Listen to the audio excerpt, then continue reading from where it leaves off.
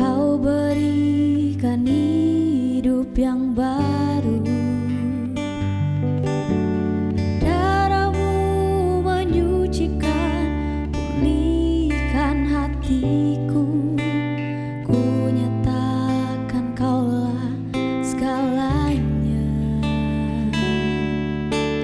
engkaulah sumber pengharapan. Kuasamu sanggup menyembuhkan,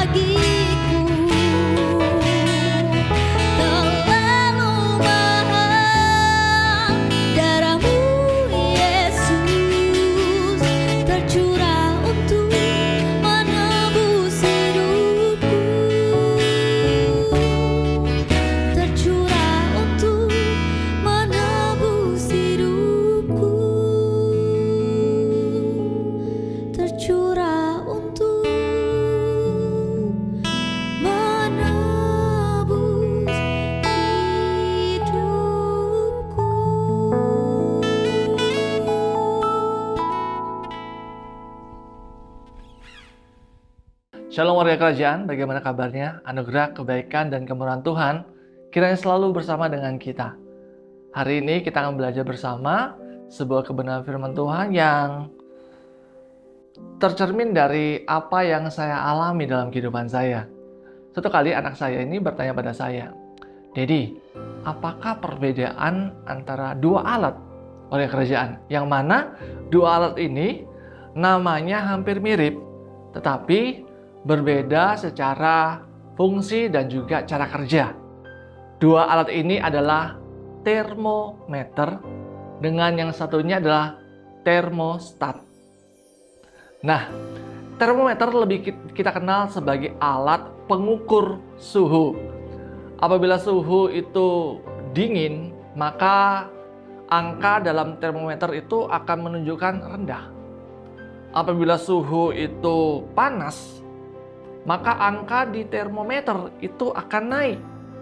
Jadi, naik dan turunnya angka daripada termometer ini dipengaruhi oleh suhu di sekitar termometer itu berada atau ditempatkan. Berbeda halnya dengan termostat. Termostat itu lebih dikenal dengan sederhananya adalah pengatur suhu. Jadi termostat ini bukan yang dipengaruhi, justru termostat ini sebuah alat yang akan mengadjust, yang akan merubah suhu sekitarnya sesuai dengan keinginan yang menyetel daripada atau men-set daripada termostat itu sendiri. Dua alat tadi itu apabila kita coba mau dekatkan kepada apa yang ada dalam kehidupan kita, ini merupakan satu pilihan yang kerap kali kita harus sadari. Apakah kita di dalam komunitas, dimanapun kita berada, apakah kita mau menjadi seorang pribadi yang menghidupkan mode seperti layaknya termometer? Naik turunnya angka emosi kita itu dipengaruhi oleh suhu atmosfer tempat di mana kita berada. Apabila kita berada dalam lingkungan yang mungkin dikatakan toksik, mungkin dikatakan kurang menyenangkan, mungkin dikatakan kurang dapat kita bertumbuh di sana, dan kita dengan mudah sekali mempointer menggunakan ini warga kerajaan jari telunjuk kita untuk menunjuk bahwa oleh karena mereka, oleh karena dia semuanya terjadi pada saya. Seolah-olah kita yang menunjukkan bahwa kita adalah korban tempat di mana kita berada.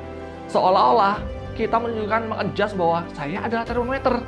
Saya adalah pengukur suhu. Suhu di dalam hati saya tergantung daripada situasi yang ada di sekitar saya. Ada sebuah kebenaran firman Tuhan yang kita coba lihat bersama. Di sini dikatakan bahwa kamu adalah garam dunia. Jika garam itu menjadi tawar, dengan apakah ia diasinkan? Tidak ada lagi gunanya selain dibuang dan diinjak orang. Kamu adalah terang dunia. Kota yang terletak di atas gunung tidak mungkin tersembunyi. Lagi pula, orang tidak menyalakan pelita lalu meletakkannya di bawah gantang, melainkan di atas kaki dian, sehingga menerangi semua orang dalam rumah itu. Demikianlah hendaknya terangmu bercahaya di depan orang, supaya mereka melihat perbuatanmu yang baik dan memuliakan Bapamu di sorga. Ayat ini saya percaya dan yakin warga kerajaan sudah mengenalnya, membacanya berulang-ulang. Tetapi melalui kebenaran firman Tuhan yang hari ini kita dengar, mengingatkan kembali. Yang pertama, Allah menyapa kita dengan identitas kita. Anda dan saya adalah garam dunia. Anda dan saya adalah terang dunia. Alkitab memang tidak menyebutkan garam dan terang itu berada di daerah mana. Tetapi berdasarkan pengalaman kita pribadi, dimanapun tempat garam itu ditempatkan, maka potensi mempengaruhi, potensi mengasinkan tempat di mana garam itu berada itu secara natural terjadi.